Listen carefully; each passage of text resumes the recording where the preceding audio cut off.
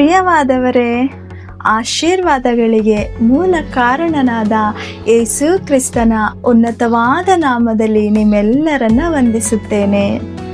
ಈ ದಿನದ ದೇವರ ವಾಕ್ಯದ ಭಾಗ ಧರ್ಮೋಪದೇಶ ಕಾಂಡ 33:12 ವಚನ.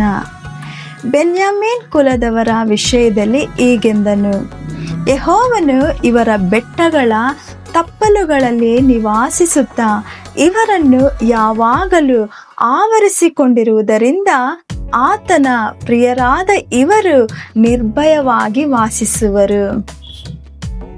ಪ್ರಿಯರೇ, ದೈವಪುರುಷನಾದ ಮೋಶೆಯು ತನ್ನ ಮರಣದ ಮೊದಲು ಇಸ್ರಾಯೇಲಿನ 12 ಗೋತ್ರಗಳನ್ನು ಆಶೀರ್ವದಿಸಿದನು. ಅದರಲ್ಲಿ ಯಾಕೋಬನ ಕೊನೆಯ ಮಗನಾದ ಬೆನ್ಯಾಮೀನನ ಗೋತ್ರಕ್ಕೆ ನೀಡಲಾದ ವಿಶೇಷ ಆಶೀರ್ವಾದಗಳನ್ನು ನಾವು ಇಲ್ಲಿ ಕಾಣುವವರಾಗಿದ್ದೇವೆ. ಈ ವಾಕ್ಯದಲ್ಲಿ ಬೆನ್ಯಾಮೀನ್ ಎಂಬ ಹೆಸರಿನ ಜಾಗದಲ್ಲಿ ನಿಮ್ಮ ಹೆಸರನ್ನು ಇಟ್ಟುಕೊಳ್ಳಿ ಮತ್ತು ಕರ್ತನು ಇಂದು ನಿಮಗೆ ನೀಡುತ್ತಿರುವ ವಾಗ್ದಾನ ಹಾಗೂ ಆಶೀರ್ವಾದಗಳನ್ನು ನೀವು ಸ್ವೀಕರಿಸಿರಿ. ಬೆನ್ಯಾಮೀನ್ ಎಂದರೆ ಬಲಗೈ ಮಗ ಎಂದರ್ಥ. ಇದರ ಹಿನ್ನೆಲೆ ಹೀಗಿದೆ.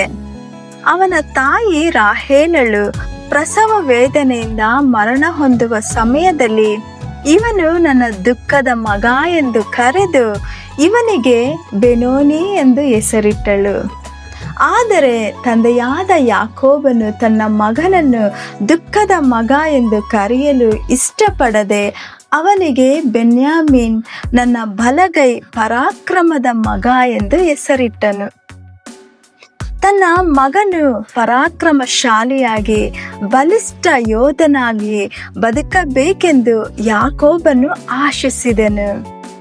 ಯಾಕೋಬನು ಬೆನ್ಯಾಮೀನನನ್ನು ಅತಿಯಾಗಿ ಪ್ರೀತಿಸುತ್ತಿದ್ದನು. ಅವನ ಪ್ರಾಣವು ಇವನ ಪ್ರಾಣದೊಂದಿಗೆ ಬೆರೆತುಕೊಂಡಿತ್ತು ಎಂಬುದಾಗಿ ಯೂದನು ಹೇಳುತ್ತಿದ್ದಾನೆ. ಅದೇ ರೀತಿ ನೀವು ಕ್ರಿಸ್ತನಲ್ಲಿರುವಾಗ ಮತ್ತು ಕ್ರಿಸ್ತನು ನಿಮ್ಮಲ್ಲಿ ನೆಲೆಸಿರುವಾಗ ಯಾವುದೇ ಸಂಕಷ್ಟಗಳು ಅಥವಾ ಬಿರುಗಾಳಿಗಳನ್ನು ನಿಮ್ಮನ್ನು ಏನು ಮಾಡಲು ಸಾಧ್ಯವಾಗುವುದೇ ಇಲ್ಲ. ನೀವು ಆತನಲ್ಲಿ ಸುರಕ್ಷಿತವಾಗಿ ನೆಲೆ ನಿಲ್ಲಿಸಿರುತ್ತೀರಿ. ಹಾಗಾಗಿ ಪರಾತ್ಪರನನ್ನು ನಿವಾಸ ಸ್ಥಾನ ಮಾಡಿಕೊಳ್ಳಿರಿ. ಆತನ ಆಶ್ರಯದಲ್ಲಿ ನೀವು ಸುರಕ್ಷಿತವಾಗಿ ಭದ್ರವಾಗಿ ಆತನ ಮರೆಯಲ್ಲೇ ಇರುವಿರಿ. ಹಾಗಾಗುವಂತೆ ದೇವರು ನಿಮ್ಮ ಜೊತೆಗಿದ್ದು ನಿಮ್ಮನ್ನು ಆಶೀರ್ವದಿಸಿ ಬಲಪಡಿಸಿ ನಡೆಸಲಿ. ಆಮೇನ್. God bless you.